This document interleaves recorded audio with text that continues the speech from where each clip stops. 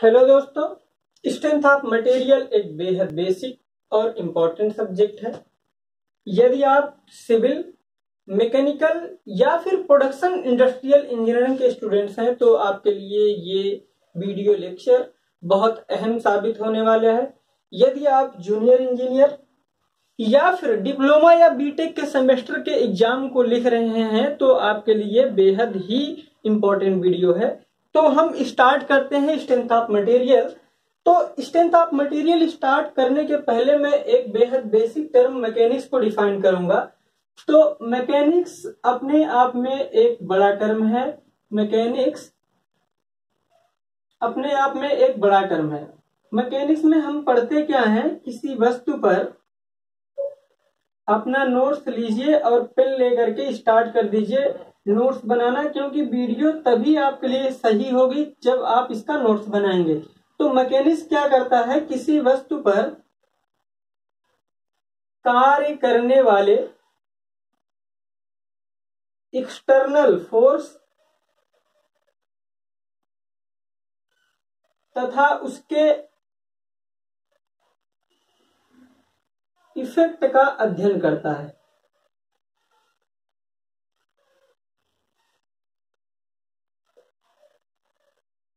यानी हम मैकेनिक्स में सिर्फ दो ही चीजें पढ़ते हैं, वस्तु पर काम करने वाले वाह्य बल तथा उसके प्रभाव का अध्ययन। अब देखो यहाँ पे दो टर्म है, एक है एक्सटर्नल फोर्स। आइए मैं स्टार्ट बताता हूँ एक्सटर्नल फोर्स क्या होता है और इंटरनल फोर्स क्या होता है। यहाँ पे देखिए एक प्रिज्मेटिक मेंबर है जैसा कि चित्र में दिख रहा है। इस पर एक पुलिंग एक्सियल पुलिंग फोर्स लग रहा है, ये F। यदि इस पर एक क्रॉस सेक्शन ले लिया जाए यहां पर, तो हम देखेंगे बल लगाने के बाद इसके मॉलिक्यूल्स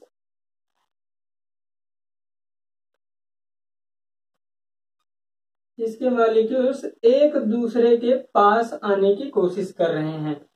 तो यहाँ पे जो अंदर से रेजिस्टेंस लग रहा है R, तो ये R जो है वो इंटरनल फोर्स है। ये कौन सा फोर्स है? इंटरनल फोर्स है। इसी को इंटरनल रेजिस्टेंस भी कहते हैं। और जो ये F फोर्स लगा हुआ है, ये नेचर में एक्सियल टेंसाइल फोर्स है और ये कैसा है? एक एक्सटर्नल फोर्स है। ये कैसा है? एक एक्सटर्नल फोर्स है। यानी मैकेनिक्स में हम विशेषकर इस चीज को पढ़ेंगे, एक्सटर्नल फोर्स को पढ़ेंगे और इफेक्ट को पढ़ेंगे। इन एक्सटर्नल फोर्स के इफेक्ट यानी एक्सटर्नल फोर्स के इफेक्ट को पढ़ेंगे। तो आप लोग नोट्स करेंगे मैकेनिक्स की डिफिनीशन। मैकेनिक्स क्या होती है? किसी वस्तु पर काम करने वाले वाह्य बल एक्सटर्नल फोर्स तथा उस पर वस्तु पर उसके वाह्य बल के प्रभाव का अध्ययन करती है। यहाँ पे बोर्ड पे लिखा हुआ है, जिसे आप वीडियो रोक करके लिख लीजिए। अब देखो एक्सटर्नल फोर्स के इफेक्ट की मैं बात करूंगा, इफेक्ट ऑफ एक्सटर्नल फोर्स। तो इफेक्ट ऑफ एक्सटर्नल फोर्स अगर बात किया जाए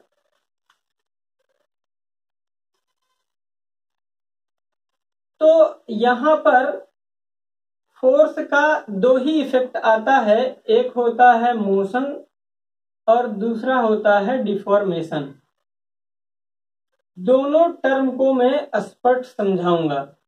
मोशन कब होगा और डिफॉर्मेशन कब होगा ये समझिएगा आप। यदि किसी वस्तु पर फोर्स लगाया जाए और वो फोर्स जो है असंतुलित फोर्स हो। बल दो ही प्रकार के होते हैं, एक संतुलित बल होता है, एक असंतुलित बल होता है। जैसे देखिए यहाँ पर अगर मान लेते हैं एक प्रिज्मेटिक मेंबर था जिस पर मैंने क्या किया है, फोर्स लगाया। जैसे ही यहाँ पे मैं फोर्स लगाऊंगा, केवल एक ही डायरेक्शन से यहाँ पे फोर्स अगर लग रहा है तो इस फोर्स के कारण ये वस्तु जो है यहाँ पे ना रह करके ये खिसक करके यहाँ पे चली आएगी। यानी बल का जो यहाँ पे प्रभाव मिल रहा है वो देखने को मिल रहा है कि वस्तु जो है अपनी जगह से यहाँ से पोजीशन ए से पोजीशन बी में चली गई है, यानी यहाँ पे जो देखने को मिल रहा है बल का प्रभाव वो मोशन का मिल रहा है, यानी यहाँ पे पाया गया है मोशन। लेकिन अगर बात किया जाए, यहाँ पे देखिए एक प्रिज्मेटिक मेंबर है जिस पर दो equal and opposite compressive force लग रहे हैं, जैसा कि चित्र में आप देख सकते हैं। तो ये अगर दोनों बल मैग्नीट्यूड में बराबर हैं और डायरेक्शन में ठीक अपोजिट हैं और एक ही लाइन ऑफ एक्शन में लग रहे हैं, तो जाहिर सी बात है ये जो बॉडी थी पहले इसका शेप कुछ ऐसा था, लेकिन बल लगने के बाद जो है इसका शेप कुछ इस तरह से हो जाएगा। यानी यहाँ पर जो बल का प्रभाव देखने को मिल रहा है वो कैसा मिल रहा है, यहाँ पे आपको डिफॉर्मेशन मिल रहा है। जी हाँ, आप यहाँ पे क्या पा रहे हैं, डिफॉर्मेशन इन द सेंस यहाँ या तो वस्तु का शेप बदला है, या तो साइज बदली है, या तो दोनों बदल गया है। यानी मैकेनिक्स में हम एक बड़ा टर्म था जो क्या पढ़ते हैं, एक्सटर्नल फोर्स को पढ़ते हैं और उसके प्रभाव को पढ़ते हैं। तो वस्तु में दो ही बल का प्रभाव मिल सकता है, या तो मोशन मिल सकती है और या तो डिफॉर्मेशन मिल सकता है। तो मोशन का जो रीजन होता है वो होता है अनबैलेंस फोर्स। अनबैलेंस फोर्स जो होता है वो मोशन देता है, जबकि अगर बैलेंस फोर्स की बात किया जाए, बैलेंस्ड फोर्स की बात किया जाए, तो ये जो होता है ये क्या देता है, आपका डिफॉर्मेशन देता है। अब बात किया जाए मोशन कितने प्रकार की होती है, तो बेसिकली मोशन सिर्फ 3 प्रकार की हो सकती है। एक हो सकती है लीनियर, रेक्टिलिनियर, यानी कि लीनियर मोशन हो सकती है, और दूसरी हो सकती है रोटेशनल मोशन, और तीसरी हो सकती है आपकी ऑसिलेटरी मोशन, जिसको हमको नहीं जानना है। सिर्फ हम जानते हैं कि मोशन जो है अनबैलेंस फोर्स की वजह से होती है, जबकि डिफॉर्मेशन जो होता है वो किसकी वजह से होता है, बैलेंस फोर्स की वजह से होता है। तो मैकेनिक्स डियर एक बड़ा टर्म था, तो मैकेनिक्स को हमने क्या किया है, उसे पढ़ने की सुविधा के अनुसार बेसिकली 3 हिस्सों में बांटा गया है मैकेनिक्स को। तो मैकेनिक्स को 3 हिस्से में बांटा गया है। पहला हिस्सा आपका होता है mechanics of rigid body. Mechanics को 3 हिस्सों में बांट दिया गया है। पहला हिस्सा आपका है मैकेनिक्स ऑफ रिजिड बॉडी,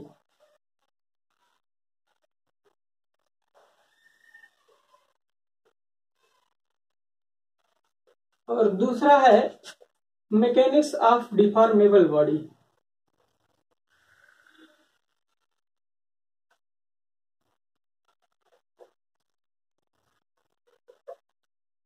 और तीसरा आपका मैकेनिक्स का पोर्शन होगा जिसे फ्लूइड मैकेनिक्स बोला जाए, या फिर मैकेनिक्स ऑफ फ्लूइड बोला जाएगा।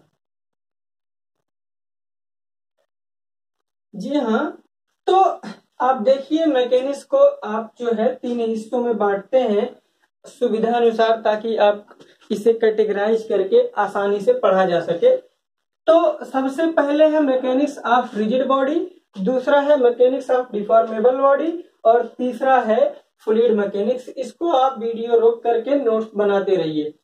तो मैकेनिक्स ऑफ रिजिड बॉडी में हम बेसिकली जो है दृढ़ पिंड को पढ़ते हैं, और मैकेनिक्स ऑफ डिफॉर्मेबल बॉडी में ऐसी वस्तु को पढ़ते हैं जिसमें क्या पाया जा सके, डिफॉर्मेशन पाया जा सके। और तीसरा है फ्लूइड मैकेनिक्स, जिसे हम एक अलग विषय में फ्लूइड मैकेनिक्स में पढ़ेंगे। तो mechanics of rigid body, mechanics of deformable body और फ्लूइड मैकेनिक्स 3 हिस्सा है। यही मैकेनिक्स ऑफ डिफॉर्मेबल बॉडी ही, यही जो सब्जेक्ट है, यही आपका क्या कहलाता है, स्ट्रेंथ ऑफ मटेरियल कहलाता है। और इसी को कुछ लोग मॉस भी बोलते हैं, मैकेनिक्स ऑफ सॉलिड भी इसी को कहा जाता है। यही जो है मैकेनिक्स ऑफ डिफॉर्मेबल बॉडी ही आपका सब्जेक्ट सोम बन जाता है, या फिर मैकेनिक्स ऑफ सॉलिड बन जाता है। अब देखिए मैकेनिक्स ऑफ रिजिड बॉडी की अगर बात किया जाए, तो मैकेनिक्स ऑफ रिजिड बॉडी को भी आप जो है दो हिस्सों में बांटते हैं। एक बांटते हैं स्टैटिक्स और दूसरा आपका होता है डायनामिक्स। अब ये डायनामिक जो होता है उसे भी दो हिस्से में बांटा गया है। एक होता है काइनेटिक्स और दूसरा होता है काइनेमेटिक्स। तो स्टैटिक्स इन द सेंस क्या है, वस्तुएं दो हिस्सों में बांटी गई हैं। एक होती है रिजिड बॉडी और दूसरी वस्तु होती है डिफॉर्मेबल बॉडी। अगर किसी वस्तु पर, इस नोट करिएगा, rigid body and deformable body, rigid body and deformable body.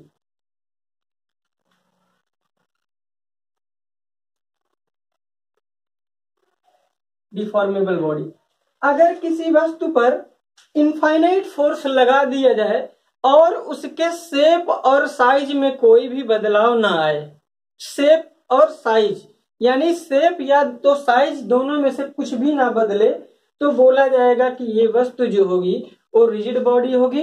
अगर या तो शेप बदल गया या तो साइज बदल गई तो कहा जाएगा वस्तु क्या हो गई, डिफॉर्मेबल बॉडी हो गई। तो मैकेनिक्स ऑफ रिजिड बॉडी में आप क्या पढ़ेंगे, सिर्फ और सिर्फ रिजिड बॉडी के बारे में पढ़ेंगे। तो इसमें दो हिस्सा है, एक है स्टैटिक्स और दूसरा है डायनेमिक। स्टैटिक्स का मतलब होता है स्थिर विज्ञान और डायनेमिक होता है गति विज्ञान। तो स्टैटिक्स में हम क्या पढ़ेंगे, स्टैटिक्स में रिजिड बॉडी पर, स्टैटिक्स में लिख लीजिएगा स्टैटिक्स और डायनामिक्स। तो स्टैटिक्स में लिखिए आप, स्टैटिक्स में हम रिजिड बॉडी पर काम करने वाले बल का अध्ययन करेंगे जब वस्तु क्या होगी, स्थिर होगी।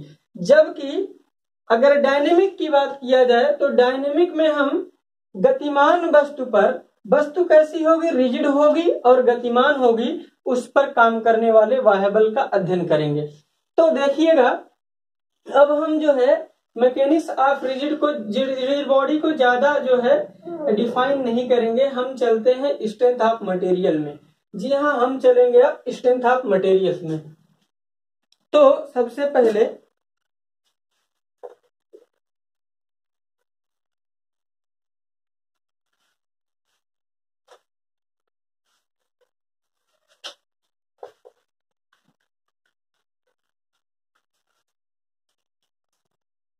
हम सबसे पहले नोट करेंगे assumptions of strength of material.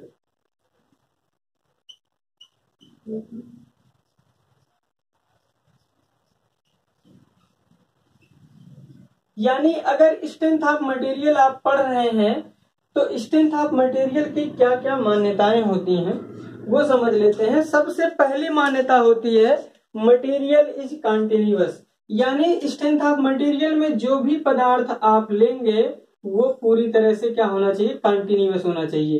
पहले मान्यता होती है material is continuous, material is continuous. यानी कि इसमें जो है ना तो no voids no cracks. Strength of material की पहली मान्यता है कि मटेरियल क्या होना चाहिए, पूरी तरह से कंटिन्यूअस होना चाहिए। यानी कि मटेरियल पूरी तरह से कंटिन्यूअस होना चाहिए, यानी उसमें ना तो कहीं वॉइड्स होना चाहिए ना तो ही कहीं क्रैक्स होना चाहिए। और दूसरी एजम्पशंस क्या होती है स्ट्रेंथ ऑफ मटेरियल की, material is homogeneous and isotropic. अब देखिए, मैं एक एक टर्म को समझाऊंगा, मतलब कि होमोजीनियस क्या होता है और आइसोट्रोपिक क्या होता है। होमोजीनियस और आइसोट्रोपिक आप अपना नोट्स ले करके, वीडियो रोक करके इसको नोट्स कर लीजिएगा।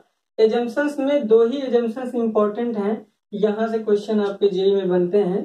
तो पहला है आपका जो भी पदार्थ होगा वो पूरी तरह से क्या होना चाहिए, कंटिन्यूअस होना चाहिए। इन द सेंस ये है कि उसमें ना तो कहीं भी क्रैक्स होना चाहिए और ना ही कहीं पे क्या होना चाहिए, वाइड होना चाहिए। वाइड्स का मतलब होता है छेद और क्रैक्स का मतलब होता है दरार। यानी पदार्थ में ना तो कहीं दरार होना चाहिए और ना ही क्या होना चाहिए, वाइड्स होना चाहिए। यानी पूरी तरह से आइडियल मटेरियल होना चाहिए, जो कि पॉसिबल नहीं है। यानी स्ट्रेंथ ऑफ मटेरियल हम जो पढ़ रहे हैं एक काल्पनिक सब्जेक्ट बनने जा रहा है।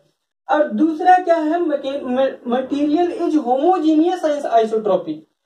What means of homogeneous and isotropic? तो सबसे पहले हम नोट करेंगे होमोजीनियस। जी हाँ, होमोजीनियस। अब देखा जाए तो दो पदार्थ दो ही तरह के होते हैं एक क्लासिफिकेशन के आधार पर। एक होता है होमोजीनियस, एक होता है हेट्रोजीनियस। मिश्रण जो पदार्थों का होता है वो दो ही तरह का होता है, एक होमोजीनियस होता है, एक हेट्रोजीनियस होता है। होमोजीनियस का मतलब होता है समांगी मिश्रण। यदि किसी वस्तु को दो या दो से अधिक पदार्थ से मिला करके इस तरह से बनाया जाए कि उसके मॉलिक्यूल्स को पहचाना ना जा सके, वो एक दूसरे से क्या हो जाए, मिल जाए, तो बोला जाएगा ये जो मिश्रण है वो समांगी मिश्रण है। जैसे चीनी को पानी में मिला दिया जाए तो जो मिश्रण मिलता है वो होमोजीनियस मिलता है। लेकिन अगर हेट्रोजीनियस की बात किया जाए, जैसे अगर बालू के पानी में मिला दिया जाए तो जो मिश्रण मिलता है वो हेट्रोजीनियस मिलता है। तो आप स्ट्रेंथ ऑफ मटेरियल में जो पदार्थ लेंगे वो होमोजीनियस रहेगा। होमोजीनियस का मतलब होता है सेम ओरिजिन। अगर इसके शाब्दिक अर्थ पे जाएं तो होमोजीनियस का मतलब क्या होता है, सेम ओरिजिन होता है। यानी पदार्थ एक ही चीज से मिला हो। यानी पदार्थ की डेंसिटी यानी पदार्थ का घनत्व जो होना चाहिए वो क्या होना चाहिए, सभी जगह क्या होना चाहिए, एक समान होना चाहिए। होमोजीनियस का मतलब क्या होता है, पदार्थ का घनत्व सभी जगह क्या होना चाहिए, एक समान होना चाहिए। होमोजीनियस वस्तु की जो खासियत होती है वो ये होती है किसी एक पॉइंट पर एक डायरेक्शन में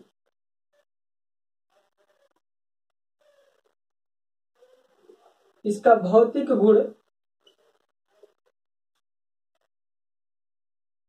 एक समान होता है।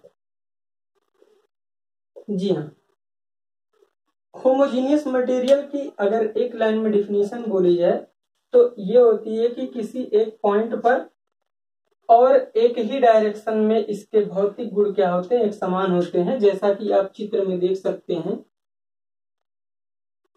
अगर किसी पदार्थ की एक ही डायरेक्शन में सामर्थ्य जो है एक पॉइंट पर एक समान हो तो बोला जाएगा वो होमोजीनियस मटेरियल है। एग्जाम्पल के तौर पे आप लिखेंगे, जैसे वुड। जी हाँ, लकड़ी जो है वो क्या है, होमोजीनियस मटेरियल है। वुड है कामा आपका आयरन हो गया, कामा गोल्ड हो गया। जितने भी आपके तत्व हैं वो सब क्या हैं, आपके होमोजीनियस मटेरियल की बात किया जाए। लेकिन सभी एलॉय की बात किया जाए, सभी एलॉय यानी कि आपका मिश्र धातु, जैसे स्टील, पीतल, ये सब क्या है आपके, ये सब होमोजीनियस मटेरियल नहीं होते हैं। ये सब होमोजीनियस मटेरियल नहीं होते हैं। पेपर में पूछा गया क्वेश्चन है, स्टील होमोजीनियस है कि हेट्रोजीनियस है? तो जी हाँ, स्टील क्या होती है, वो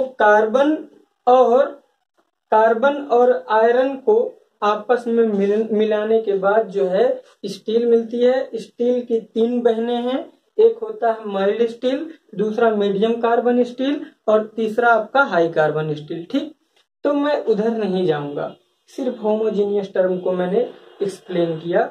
होमोजीनियस ऐसे पदार्थ होते हैं कि किसी एक पॉइंट पर और एक ही डायरेक्शन में इसके फिजिकल प्रॉपर्टी क्या होती है, एक समान होती है। अगर पेपर में आपका क्वेश्चन आएगा तो ये पूछेगा लकड़ी यानी वुड जो है वो होमोजीनियस है कि हेट्रोजीनियस है, स्टील होमोजीनियस है कि हेट्रोजीनियस है, तो आप लगाएंगे स्टील जो है एक हेट्रोजीनियस मिक्सचर है, जबकि वुड क्या है, आपका होमोजीनियस मटेरियल है।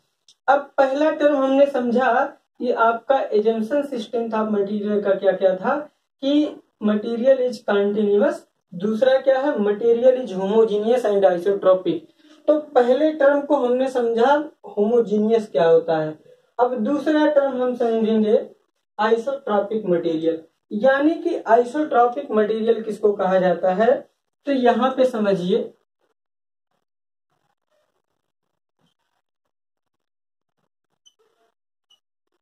आइसोट्रोपिक का शाब्दिक अर्थ होता है सेम डायरेक्शनल प्रॉपर्टी। इसका शाब्दिक अर्थ होता है सेम प्लस डायरेक्शनल प्रॉपर्टी।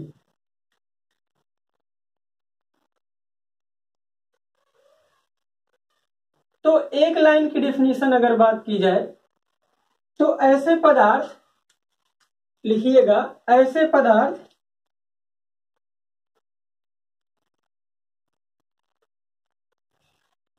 जिसकी किसी एक पॉइंट पर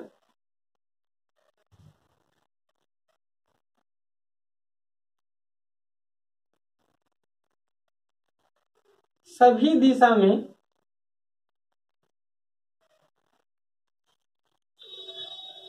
भौतिक गुण एक समान हो। भौतिक गुण क्या हो,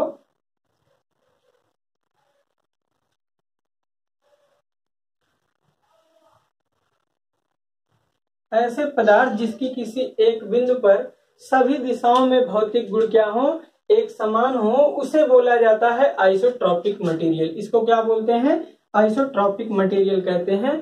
तो यहाँ पे देखिए, जैसे कि किसी एक पॉइंट पर, यहाँ पे एक मेंबर है जिसके किसी एक पॉइंट पर सभी दिशाओं में इसकी फिजिकल प्रॉपर्टी क्या होती है, यानी सभी दिशा में किसी एक पॉइंट पर इसकी स्ट्रेंथ जो मिलेगी वो क्या मिलेगी, हर जगह, हर डायरेक्शन में किसी एक पॉइंट पर डायरेक्शन में फिजिकल प्रॉपर्टी क्या होती है, एक समान होती है।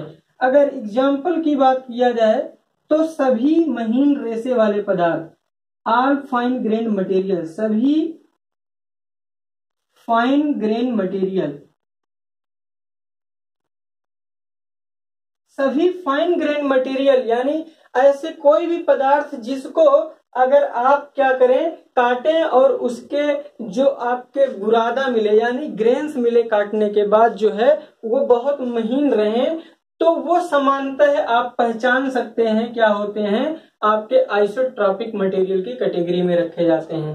अब एग्जाम्पल की बात किया जाए तो सारे तत्व, सारे मेटल, सभी सभी धातुएं, सभी धातु जो होती हैं, जैसे आपका हो गया कॉपर, हो गया गोल्ड, हो गया सिल्वर, हो गया, ये सब क्या होते हैं, आइसोट्रोपिक मटेरियल होते हैं। सभी धातु कामा स्टील, स्टील और कामा ब्रास, आपका ब्रास भी क्या होता है, आइसोट्रोपिक मटेरियल होता है। लेकिन एक चीज नोट करिएगा, वुड जो होती है, वुड, वुड की अगर बात किया जाए तो वुड जो है आइसोट्रोपिक मटेरियल आपका नहीं होता है। ठीक, तो हमने दो टर्म को समझा, होमोजीनियस क्या होता है और आइसोट्रोपिक क्या होता है। इसके अलावा एडिशनल इंफॉर्मेशन के लिए आप जान सकते हैं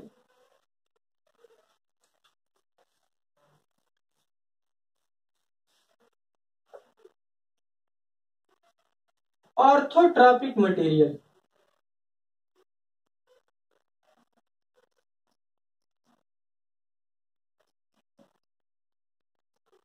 ऑर्थोट्रोपिक का पूरा शाब्दिक अर्थ होता है perpendicular directional property, perpendicular directional property.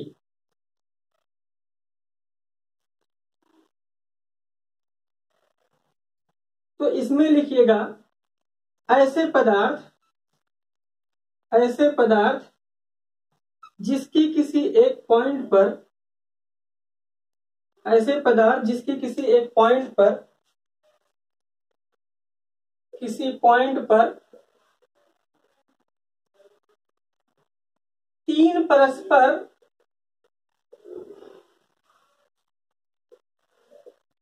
लंब दिशा में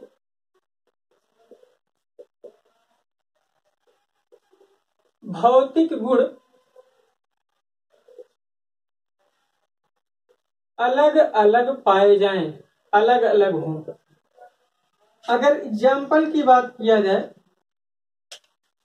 तो जैसे वुड है, वुड आपका जो होता है लकड़ी, यह एक ऑर्थोट्रॉपिक मटेरियल होता है। अगर लकड़ी को आप अलग अलग दिशा से आप ट्राई करें उसको मतलब फेल कराने की, तो उसकी सामर्थ्य जो है लंबाई की दिशा में अलग मिलेगी, चौड़ाई की दिशा में आप अलग पाएंगे, और मोटाई की दिशा में लकड़ी की जो सामर्थ्य होगी वो अलग होगी। यानी वुड जो होती है वो क्या होती है, ऑर्थोट्रॉपिक मटेरियल होती है। ऑर्थोट्रॉपिक मटेरियल की सबसे बड़ी खासियत होती है कि किसी एक पॉइंट पर और 3 परस्पर लंब दिशा में भौतिक गुण इसके क्या होते हैं, अलग अलग होते हैं। आप एग्जाम्पल के तौर पर लकड़ी को लिख सकते हैं। इसके अलावा सभी सेडिमेंट्री रॉक, सभी परतदार पदार्थ जिसमें भी आप लेयर पाएंगे, सभी परतदार पदार्थ जो होते हैं वो क्या होते हैं, आपका ऑर्थोट्रॉपिक मटेरियल की कैटेगरी में रखा जाता है। जैसे आप कह सकते हैं marble, sedimentary rock, sedimentary rock के जितने भी सेडिमेंट्री रॉक होती है वो क्या होती है, आपका ऑर्थोट्रॉपिक मटेरियल होता है। सेडिमेंट्री रॉक हो गया। मार्बल भी क्या है आपका एक मार्बल भी क्या है, एक परतदार पदार्थ होता है। और इसके अलावा आप लिख सकते हैं ग्रेफाइट हो गया, और इसके अलावा आप लिख सकते हैं कोयला। ये सभी जो होते हैं वो क्या होते हैं, ऑर्थोट्रॉपिक मटेरियल की कैटेगरी में रखे जाते हैं। इसके अलावा और आप एक टर्म समझेंगे, वो है एनाइसोट्रॉपिक। जी हाँ, एनाइसोट्रॉपिक।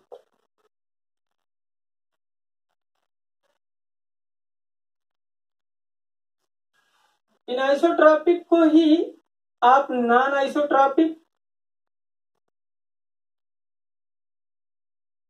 और इसी को आप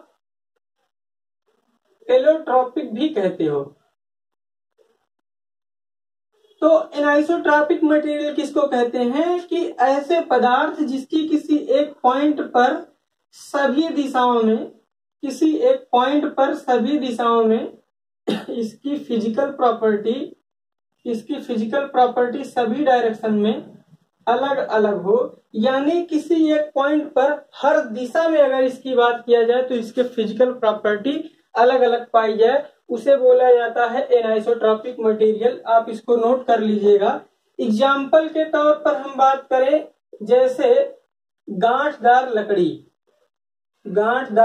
लकड़ी की बात किया जाए तो आपका गांठदार लकड़ी जो होती है वो एनाइसोट्रॉपिक मटेरियल का एग्जाम्पल है। इसके अलावा ऐसे पदार्थ जिसमें वाइड्स एंड क्रैक्स मटेरियल, ऐसे पदार्थ जिसमें वाइड्स हो और क्रैक्स हो, वो जो है क्या है, आपका एनाइसोट्रॉपिक मटेरियल की कैटेगरी में आता है। Okay, thank you dear.